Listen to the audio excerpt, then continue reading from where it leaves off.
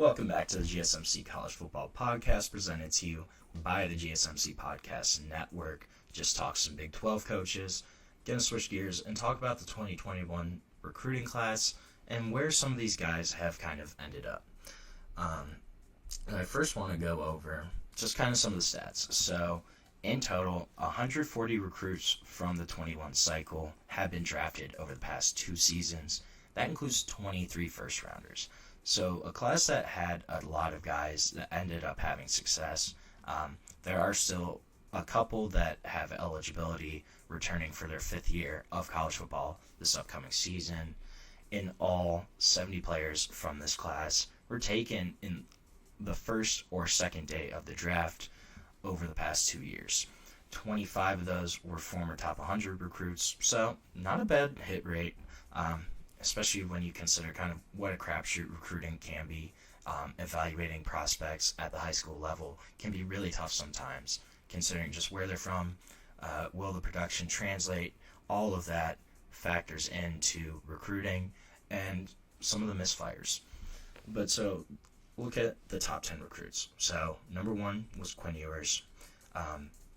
Quinn Ewers, obviously, one of the most hyped quarterback prospects of all time, a guy that was a perfect rated prospect by a couple different sites. I think 24/7 had him as a 100 overall ranked prospect, which is incredible. That doesn't really happen ever. So this was a guy that had huge expectations, went to Ohio State originally, early enrolled, transferred back to his home state, and played at Texas.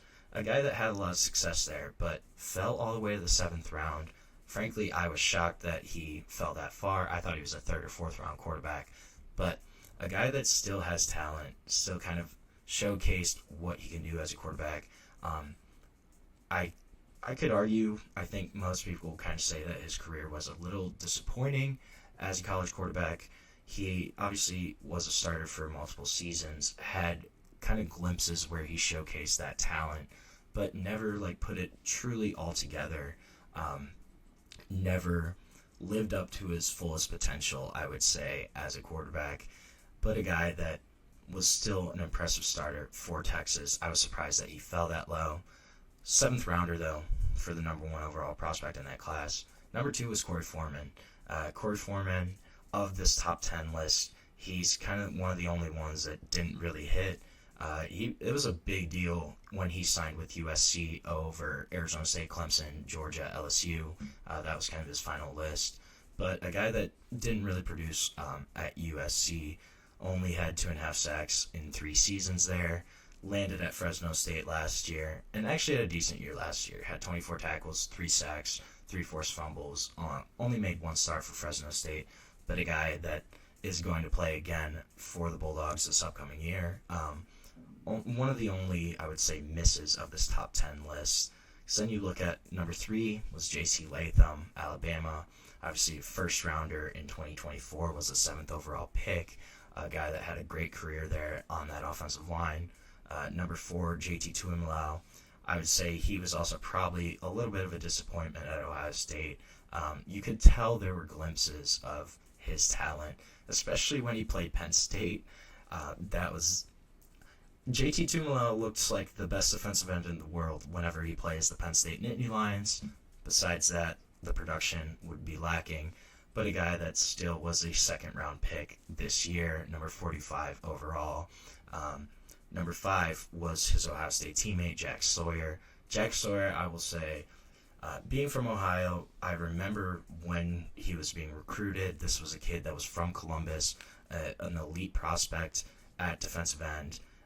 And a guy that I would say, didn't really live up to expectations, however, had his biggest moments in their national championship run this year, had that interception, a guy that was kind of the heart and soul of the Ohio State team. So, a guy that fell, though, he was a 4th round pick. I think that was probably pretty accurate for kind of where he stood after college. Leonard Taylor was number 6. He was the only guy out of this top 10, obviously besides Korey Foreman, he's still in college, the only guy in the top 10 that did not get drafted, but he's in the NFL, he's playing for the Jets right now, a guy that had a decent career at Miami. I wouldn't say it was outstanding, but still in the NFL, so obviously that's not bad. I would take it. Number 7, though, 7 was Caleb Williams. We all know Caleb Williams. This was a kid that, obviously, one of the best quarterbacks in college football, won the Heisman, first overall pick by the Bears. So I would say that worked out pretty well for Caleb Williams there. Amarius Mims was number 8 from Georgia, big offensive tackle. He's a first-rounder, too. Dallas Turner, 9, Alabama, really strong defensive end there. I don't think Dallas Turner, his production, kind of similar to Tumalau and Sawyer. I don't think his production kind of lived up, but a guy that was still a really great defensive end for Alabama. And then number 10 was Emeka Egbuka. So, Emeka Egbuka, I mean, when you look at some of the other wide receivers that Ohio State has had, a guy that kind of got overlooked a lot of times, but a dude that is second all-time in receiving yards. I believe he has the receiving record right now for Ohio State in terms of receptions. So a guy that really had a great career for the Buckeyes. Again, was a first-round pick this year, so not doing too bad for himself there. One of the other interesting stats of this class, I think, is that more than half of the top 100 recruits, 54 overall in total, transferred at least once in their college careers. Of the 41 top 100 prospects who were drafted, only 7 of them are transfers, though, which I thought was kind of interesting. So you look at the guys who have actually been successful. The majority of them stayed at the university that recruited them and produced there. The other guys obviously didn't really do a whole lot at their first schools, ended up transferring. I thought that was kind of interesting, though, that of the 41 who had been drafted, only 7 were transfers. And 4 of those were quarterbacks. Caleb Williams was one, Quinn Ewers was one, Kyle McCord was one, Jackson Dart was one. So there's 2 hits, 2 misses there. Dart, Caleb Williams, first rounders. Quinn Ewers obviously fell to the 7th, which I was shocked by. And then Kyle McCord, actually, this was a good transfer for him, getting out of Ohio State, going to Syracuse, where he performed great last year, led the Orange to a 10-win season, really kind of helped rebuild his reputation after he got ran out of Columbus. Frankly, I think the reason that he left was he was getting a lot of hate after the Michigan game 2 years ago, in which he threw a game-sealing interception. Kyle McCord had to get run out of Columbus, but a guy that kind of rebuilt his reputation with that season last year at Syracuse and still got drafted. So that's, again, not bad. But other guys, Dante Thornton transferred from Oregon to Tennessee. Chop Robinson went from Maryland to Penn State. Chop Robinson, that was actually a really great transfer for him. Ends up being a high pick for the Dolphins. Had a good career at Penn State. And then there's a couple guys that are still in college right now. So you have former 5-star, number 14 overall, Tristan Lee at Clemson. He's had a good career there, 23 starts over the past 2 years. Only played 70 snaps in his first 2 years. So a guy that really took the time to develop, kind of grow into something. He's going to be back for a 5th year. Should really anchor that line for Clemson. Another 5-star, Xavier Sorey. He was at Georgia for 3 years. Only started 2 games during that time. Left for Arkansas last season. And then had a great year for Arkansas. Led the Razorbacks in tackles, had 99, had 9.5 tackles for loss, 2 sacks. So really kind of showcased that talent was still there. Sage Ryan is another guy, went to Clemson originally, started 21 games for the Tigers over his time there, but left for Ole Miss in the winter transfer portal.